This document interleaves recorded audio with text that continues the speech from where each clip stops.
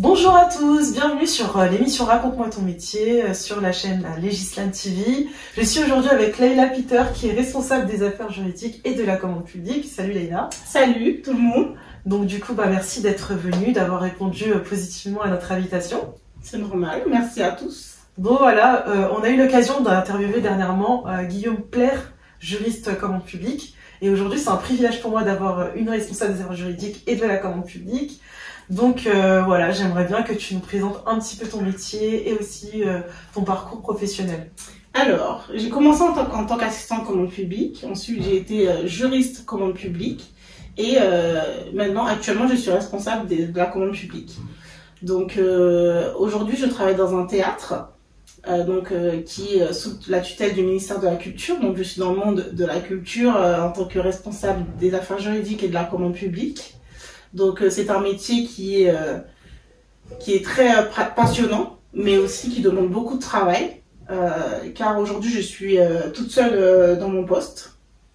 Donc je fais ce que fait une assistante et un ou une juriste. Donc voilà, toutes mes expériences précédentes m'ont beaucoup servi pour exercer mon poste que j'occupe actuellement. D'accord. Et en fait, pour la fac, au niveau universitaire, tu t'es spécialisée dans le droit public, c'est bien cela?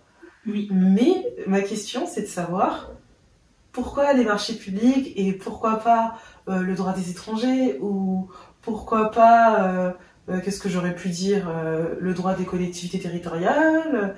Il y a énormément de postes. Pourquoi les marchés publics?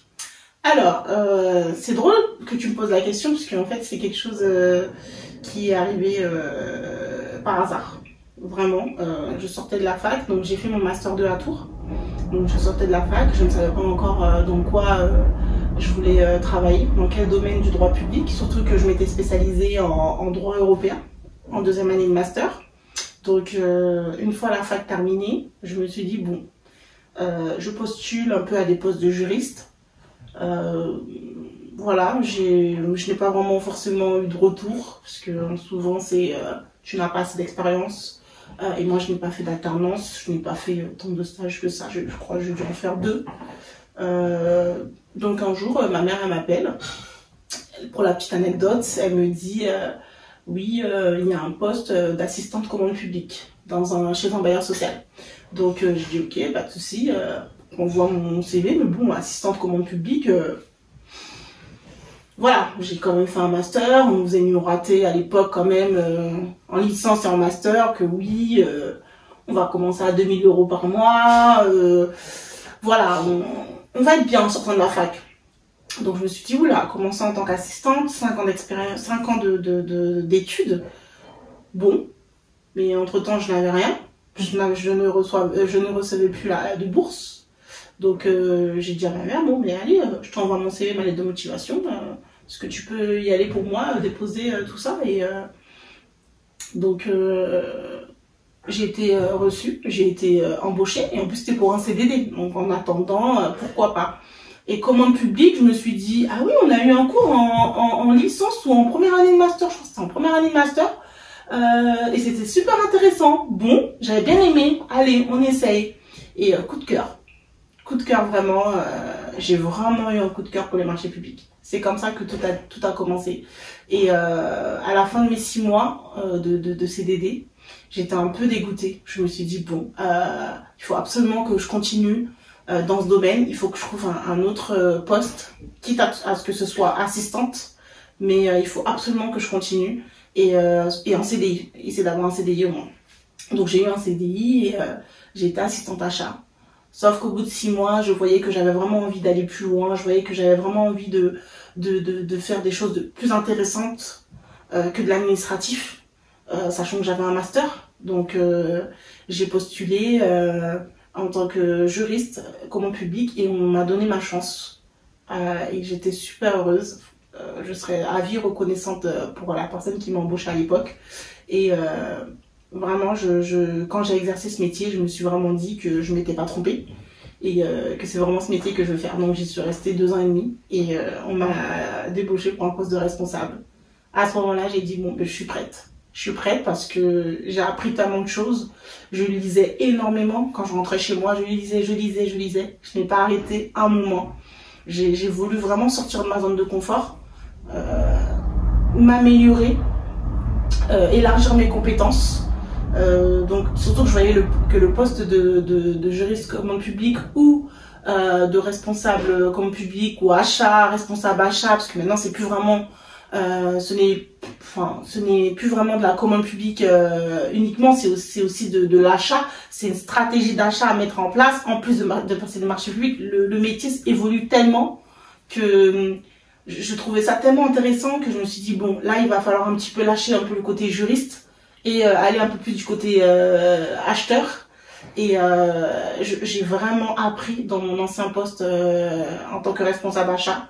J'ai découvert une autre facette du domaine marché public, du domaine achat, c'est vraiment quelque chose c'était un poste vraiment hybride, car là aussi j'étais toute seule, hein. Je n'avais pas forcément d'assistante ou de juriste qui m'accompagne dans mes tâches, pour m'accompagner dans mes tâches quotidiennes. Donc vraiment là j'ai vraiment allié la commande publique à l'achat. Donc c'était super et j'ai beaucoup appris. Je n'y suis restée qu'un an malheureusement, mais là aujourd'hui j'ai retrouvé un poste équivalent où j'ai en plus la partie affaires juridiques. Donc c'est super intéressant. On ne s'ennuie jamais. J'en apprends tous les jours et je souhaite à pas mal de personnes d'avoir le même parcours que moi. J'ai eu beaucoup de chance. Je suis montée assez rapidement. Mais tout ça c'est parce que vraiment j'avais vraiment de la motivation derrière. Je voulais vraiment montrer que peu importe l'âge, on peut arriver à avoir un poste de manager, à avoir un poste de cadre, et il suffit juste d'en avoir envie et de sortir de sa zone de confort surtout. D'accord. Voilà. Alors pour résumer ce que tu as dit, et ton témoignage est super inspirant, si je résume bien tout ce que j'ai compris, c'est que il y a eu un semestre en tant qu'assistante commande publique. Un an. 2 semestres. Et puis deux semestres, donc un an. Ensuite, 2 ans et demi. 2 ans et demi, parce qu'il y a eu le poste assistant achat. De juriste. Non, de juriste. De juriste. Voilà. 2 ans et demi. Donc ça fait 2 ans d'expérience. Et ensuite, au bout de 2 ans, responsable. Voilà. Responsable achat. Et 1 an, et donc ça fait 3 ans. Et au bout de 3 ans, responsable des affaires juridiques. Oui. Et de la commande publique du coup. Et de la commande publique. C'est énorme. Ça allait super vite. Même moi, parfois, je me dis, j'ai peut-être été allée trop vite, mais bon, je me dis, non. Parfois, dans la vie, il faut foncer et il faut pas avoir peur d'évoluer. Hein. Peu importe à l'allure à laquelle on évolue, mais faut y aller. Il faut avoir confiance en soi, surtout. Ah, mais je suis d'accord avec toi. Moi, c'est un privilège pour moi de te recevoir sur les scènes, parce qu'on a eu justement Guillaume Plaire qui disait qu'il était juriste commande publique de formation et qu'il a eu l'occasion de l'exercer pendant 2 années et qu'au bout de 2 années, en ayant saisi énormément d'opportunités et en plus en lisant le soir parce que il se documentait énormément, parce que dans ce secteur-là, il faut que vous sachiez que avoir des formations, c'est extrêmement compliqué et c'est de l'auto-formation, c'est du e-learning. Donc il en a tellement voulu qu'il est passé responsable et toi, tu as un parcours similaire et on sent qu'il y a de la compatibilité. Il y a aussi beaucoup de persévérance. Comme je vois que tu as une vue plus panoramique du métier puisque tu as une expérience dans le domaine des achats, tu as une expérience dans le domaine des marchés publics. Et aujourd'hui, tu supervises les affaires juridiques et que antérieurement, Guillaume, c'était plus marché public essentiellement. Pour toi, vu que tu es dans une structure mi-privé, mi-public, c'est bien ça? Un EPIC. Et un EPIC, quelle est la différence entre un juriste et un acheteur? Comment on arrive à tirer profit d'un juriste et d'un acheteur? Alors, le juriste, ça va être plus pour sécuriser, on va dire, juridiquement la procédure, alors qu'un acheteur, ça va être plutôt la partie un peu commerciale, la partie négociation, la partie vraiment rédaction aussi de certaines clauses peut-être plus techniques que le juriste, aussi administrative, mais je pense que le juriste, vraiment, il peut aussi rédiger des clauses administratives, mais il va surtout se concentrer sur est-ce que juridiquement c'est possible ou pas. alors que l'acheteur va moins réfléchir à cet aspect-là, va plutôt être dans une stratégie pour définir les besoins de l'entreprise pour laquelle il travaille. Et aujourd'hui, être juriste marché public ne suffit plus, et je pense ne suffira plus sur le long terme. Il faut vraiment avoir ces deux, travailler dans ces deux. Comment je peux dire ça? On va couper à la caméra. Aujourd'hui, en tant que juriste et acheteur, il faut vraiment allier les deux. C'est les deux compétences. Ces deux compétences qui sont nécessaires, et surtout pouvoir